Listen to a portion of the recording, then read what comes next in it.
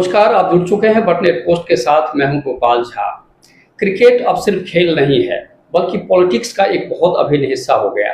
लेकिन क्रिकेट की दूसरी बात करें तो जितने भी क्रिकेटर हैं कहीं न कहीं वो क्रिकेट को लेकर बहुत ज़्यादा सावधानियां रखते हैं। और मैं एक बात करता हूं कि क्रिकेट जो है अब करियर बनाने का माध्यम हो गया है, खासतौर पे यूथ के लिए। और इसलिए क्रिकेट का जो क्रेज़ है दिन प्रतिदिन बढ़ता जा रहा है। और इतना बड़ा क्रेज़ है कि जो शुरू में मैंने बात कही कि जो पॉलिटिशियन हैं वो भी क्रिकेट से जुड़ना शुरू हो गए हैं। हनुमानगढ़ डीसीए की बात करें तो ये भी काफ़ी विवादों में रहा और अभी तक चुनाव की स्थिति आई तो दो गुटों में डीसीए की जो टीम है विभक्त नजर आई। जो मौजूदा टीम है वो जो निवर्तमान टीम थी उनसे भिन्न नजर आई। आज आरसीए के तत्वावधान में जो एडहॉक कमेटी थी जिसके जो एक ऑब्जर्वर आए थे उनकी देखरेख में जब चुनाव हुआ तो आरसीए ने हनुमानगढ़ के डीसीए की जिस टीम को अधिकृत किया है उसके अध्यक्ष पवन अग्रवाल हमारे साथ हैं, जिनसे आज हम बहुत सारी बातें करेंगे। हनुमानगढ़ में क्रिकेट प्रतिभाओं का किस तरह से उनको संवारा जाएगा, प्रशिक्षण दिया जाएगा, इन तमाम बिंदुओं पर हम बात करेंगे। पवन जी, बहुत बहुत स्वागत है आपका। जैसा मैंने पहले कहा कि आपकी जो डीसीए है उसको आरसीए के एडहॉक कमेटी ने मंजूरी दे दी, क्या कहते हैं सर? इसका पूरा एक प्रक्रिया थी सर। कलेक्टर साहब के निर्देशन में इसके चुनाव अधिकारी नियुक्त हुए। उन्होंने आगे अपना पूरा इसकी जांच पड़ताल करी, सब नियमानुसार सभी कार्यवाही पूरी करी। राजस्थान क्रिकेट एसोसिएशन का नियम है कि जब भी चुनाव होगा डिस्ट्रिक्ट क्रिकेट एसोसिएशन का तो वहाँ से उनको ऑब्जर्वर आते हैं उनके, जो कि वो अपने लेवल पे भी उसकी पूरी जांच पड़ताल करते हैं। तो उन्होंने वो भी नियुक्त किया। उन्होंने यहाँ आके पूरे अपने कागज़ सभी जांच पड़ताल की, फिर उन्होंने अपनी रिपोर्ट ऊपर दी। उसके बाद जो हेड ऑफ कमेटी बैठी हुई है जिसके कन्वीनर जयदीप बयानी जी हैं, उन्होंने पूरी अपनी मीटिंग में मिनट्स में उसको हमारे वाले संघ को चुनावों को पास माना और हमारे निर्वाचन सर्टिफिकेट दिया अपने तरफ से आरसी का। तो इसमें अब कोई भी डाउट नहीं रहा है किसी के लिए भी कि इसमें कोई दो गुट हैं या किसी भी तरीके के। तो राजस्थान क्रिकेट एसोसिएशन की तरफ से हमें एफिलिएशन सर्टिफिकेट भी मिला है और ऑब्जर्वर साहब ने भी अपनी पूरी भूमिका उसमें दी है, अच्छी तरह से चीज़ें जांच करके और सब निष्पक्ष और साफ सुथरा काम करते। यानी कुल मिलाकर डीसीए के जो अधिकृत अध्यक्ष आप हो गए हैं तो आपकी प्राथमिकताएं क्या होंगी क्रिकेट प्रतिभाओं को लेकर, क्रिकेट को लेकर? प्राथमिकताएं सर हमारी यही हैं कि हनुमानगढ़ पूरे क्षेत्र में, पूरे ज़िले में इतना टैलेंट है लेकिन उसको मौका नहीं मिल रहा है, सुविधाएं नहीं मिल रही हैं। एकमात्र यहाँ पे ज़िले में ग्राउंड था, उसकी भी पिछले सालों में बहुत बुरी हालत हो गई है, नेट्स नहीं है। तो सबसे प्राथमिकता यही है कि सुविधाएं अवेलेबल कराई जाएं। अभी प्राथमिक स्तर पे हमने तहसील वाइज कैंप लगाए, क्योंकि पहले क्या होता था कि हनुमानगढ़ ज़िला इतना बड़ा है कि हर बच्चे के लिए मुमकिन नहीं हो पाता था कि हनुमानगढ़ कैंप में पहुंच पाए। तो उनके लिए हमने हर तहसील में भादरा, संगरिया, पीलीभंगा, हनुमानगढ़ यहाँ पे कैंप लगाए हैं, एक दिवसीय और हनुमानगढ़ में 2 दिवसीय। कि बच्चे जो कई बार ऐसे ये होता था कि बच्चे यूँ सोचते थे कि वहाँ हमारा कुछ होना तो है नहीं, तो वो पहुँच जाते ही नहीं थे, वो डिमोटिवेट हो जाते थे। तो अब वो हर एक तहसील स्तर पे जा रहे हैं और अपनी प्रतिभा दिखा रहे हैं। पहले पूरे ज़िले से 100-150 बच्चे नहीं आते थे, अब हमारे पूरे ज़िले में सभी तहसीलों में लगे 400 से अधिक बच्चों ने अपना प्रतिभा दिखाई है। तो यही हमारी प्राथमिकता है अब इसमें कि बच्चों को जो भी थोड़े बहुत अच्छा खेल सकते हैं उनको प्रोत्साहित करें, उन कमियों को ख़त्म करके उनको अच्छी ट्रेनिंग दें, उनको सुविधाएं मुहैया कराएं, ताकि पहले भी बच्चे यहाँ से बहुत आगे तक इंडिया लेवल तक जा चुके हैं। नवेंदु त्यागी जी के टाइम में दीपक चाहर, अभिमन्यु लांबा और राहुल चार ऐसे प्लेयर उन्होंने देश में पूरे विश्व में नाम रोशन किया है। लेकिन उसके बाद से क्या है कि एक बच्चे को शुरू से एक प्लेटफॉर्म जब तक नहीं मिलता तो वो आगे फिर डिमोटिवेट हो जाता है और उस सिस्टम से बाहर हो जाता है। तो हमारी प्राथमिकता बस यही है कि उसको अच्छी तरह यहाँ पे सुविधाएं मुहैया कराएं और उसको आगे बढ़ने का मौका दें। तो जी, जैसे मैंने शुरू में एक बात कही थी कि जो क्रिकेट और पॉलिटिक्स जो है ना एक दूसरे में इतनी ज़्यादा इनकी निकटता हो गई है, कहीं ना कहीं क्रिकेट का नुकसान होता है, इस तरह की बात आती है। क्योंकि जितने भी पॉलिटिशियन हैं या तो खुद वो लिप्त होना चाहते हैं संगठनों में या फिर अपने बेटे के माध्यम से राजनीति करना चाहते हैं। तो आपको लगता है कि क्रिकेट में राजनीति से जुड़े लोगों के आने से खेल का कहीं ना कहीं नुकसान होता है, लगता है? नहीं, मैं पूरी तरह से सहमत नहीं हूँ इस चीज़ से, क्योंकि जो राजनीति से जुड़े लोग हैं वही हमारे चुने हुए प्रतिनिधि होते हैं और वही आगे हमारे लिए पॉलिसीज बनाते हैं। तो अगर जब तक एक पूरी समिति में एक राजनीति से जुड़ा हुआ पर्सन नहीं होगा तो हमारे बच्चों को आगे ले जाने के लिए या वो हम मजबूती से अपनी आगे बात नहीं रख पाएंगे और जो भी आगे बढ़ाने के लिए हमें सपोर्ट चाहिए ऊपर से तो वो नहीं मिल पाता। समिति में एक बहुत जरूरी है कि एक जिस राजनीति से जुड़ा इंसान भी होना चाहिए ताकि वो मजबूती से अपनी बात आगे तक ले जा सके और हमारे बच्चों को जो भी सुविधाएं चाहिए वो ज़्यादा थोड़ी आसानी से मुहैया करा सकते हैं, बजाय कि अगर वो सारे दूसरे इंसान इसमें हो तो उनकी पहुंच इतनी हो नहीं पाती। चलिए हनुमानगढ़ जिले की बात करते हैं। जो प्रतिभाओं को तलाशने के लिए, जैसे आपने कहा कि अभी प्रतिभा खोज शिविर लगाया था आपने, तो जो चयनित बच्चे हैं उनके लिए अब आगे क्या प्लानिंग है? उनके लिए जैसे अभी हमारे पास प्लानिंग है कि उनमें से जो बच्चे चयनित होकर आएंगे उनके लिए, जो आपने पहले भी सुना होगा, नवनीतू त्यागी जी यहाँ क्रिकेट के जन्मदाता ही माना जाता है जिसे। बिल्कुल, बहुत अच्छा नाम था उनका। और अब वो अंतरराष्ट्रीय स्तर के कोच हैं। कोलंबिया जैसी टीम के लिए भी उन्होंने, जो जहाँ पे क्रिकेट नहीं जानता उस टीम को भी उन्होंने गाइड करके गोल्ड मेडल दिलवाए हैं। क्या बात। तो अब उन्हीं के मार्गदर्शन में हम उन्हें यहाँ पे अभी 8 से 10 दिवसीय कैंप एक और लगाएंगे, मेगा कैंप, जिसमें चयनित बच्चों को और निखारा जाएगा और उन बच्चों में से हर ग्रुप की अंडर 14, 16, 19 की हम 2-2 टीमें तैयार करेंगे, जिनके कि हम अपनी तहसील में और तहसील से जिला स्तर पे आपस में मैच करवाएंगे। जब प्रतिस्पर्धा बढ़ेगी तो अपने आप ही बच्चे उभर के आएंगे। वो अभी तक क्या है कि बच्चों को प्रतिस्पर्धा करने का मौका ही नहीं मिल रहा। आरसीए के लिए न्यूज आती थी टीम चुननी है, 1-2 फोन होते थे और एक दिन में बिना मैच करवाए टीमें चुन ली जाती थी।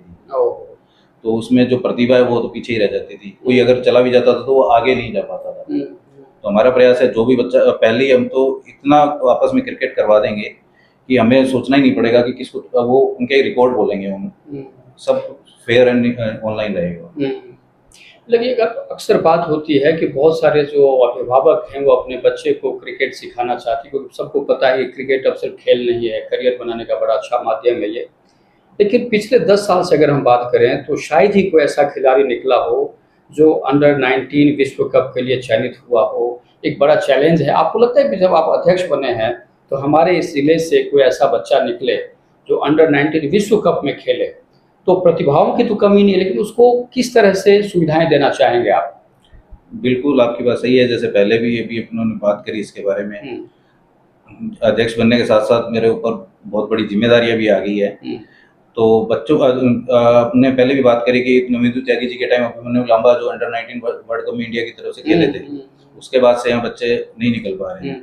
कुछ कारण रहे थे जिसकी वजह से नवनीतू त्यागी जी यहाँ से चले गए थे और उसके बाद से बच्चों को सपोर्ट नहीं मिलने लगा। तो अंडर 19 में बच्चे को भेजने के लिए ऐसा नहीं है कि 18 साल का बच्चा आएगा और अंडर 19 में चला जाएगा। उसके लिए हमें 13-14 साल के बच्चे को तैयार करना पड़ता है, उसको पूरी सुविधाएं देनी पड़ती हैं ताकि वो हर लेवल पे हर तरीके से मैच्योर क्वालिफाइड हो तभी हो जाएगा। हाँ, तो हमारे पास ऐसे बच्चे अभी कैंप में इतने बच्चे आए हैं जिनमें इतना टैलेंट है कि वो अगले 2 या 3 साल में इंडिया खेल सकते हैं और हमारा पूरा उनको सपोर्ट रहेगा।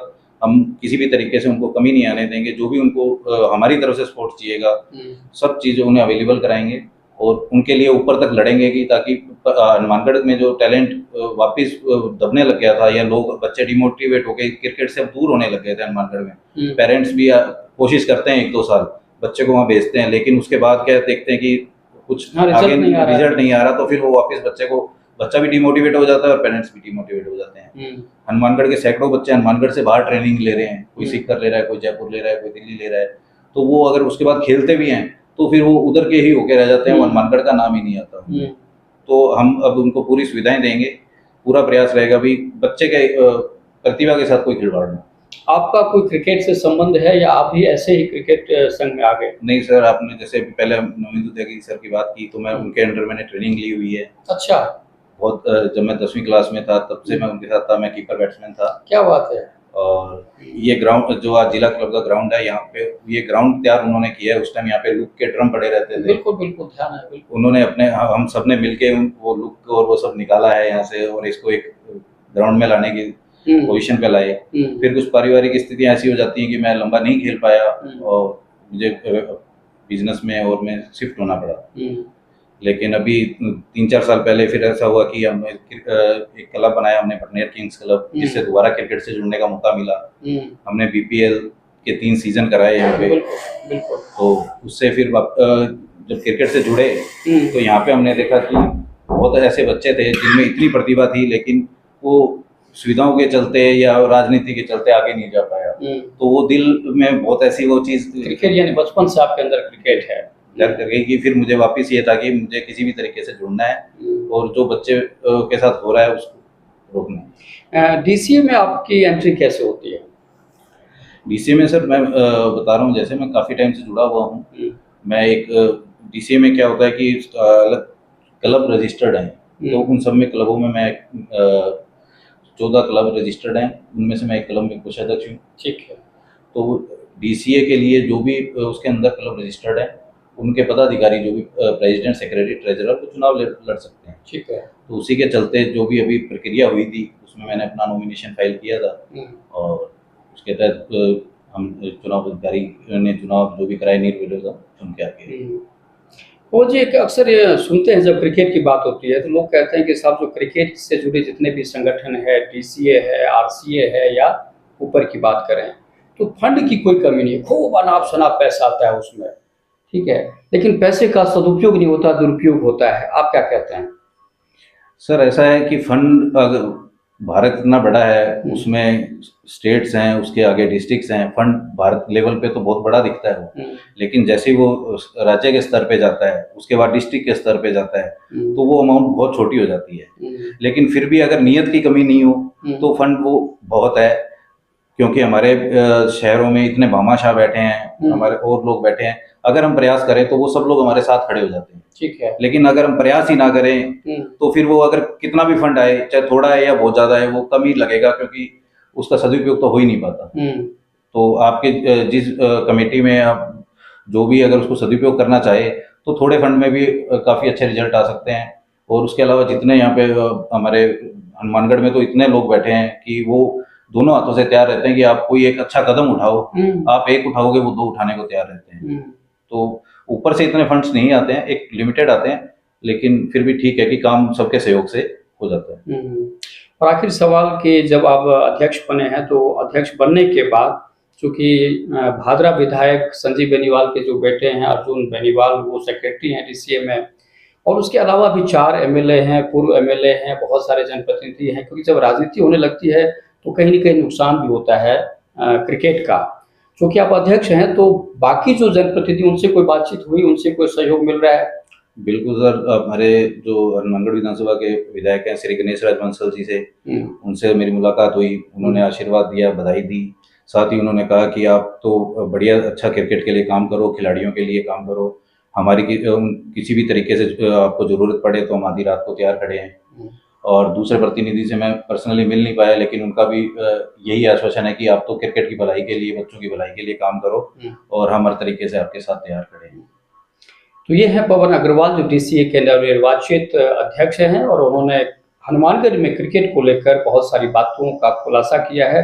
एक बड़ा खुलासा ये कि नवेंदु त्यागी जो अंतर्राष्ट्रीय लेवल पर अगर हम कहें तो ये अतिशयोक्ति नहीं है, वो क्रिकेट के बहुत अच्छे कोच माने जाते हैं और जिन्होंने रणजी खिलाड़ी के रूप में अपनी पहचान बनाई। तो एक सुखद खबर है, अच्छी खबर है, गुड न्यूज़ है कि हनुमानगढ़ की क्रिकेट प्रतिभाओं को तराशने के लिए नवेंदु त्यागी भी हनुमानगढ़ आ रहे हैं और हमें लगता है कि क्रिकेट का जो भविष्य है शायद बहुत बेहतर होने वाला है।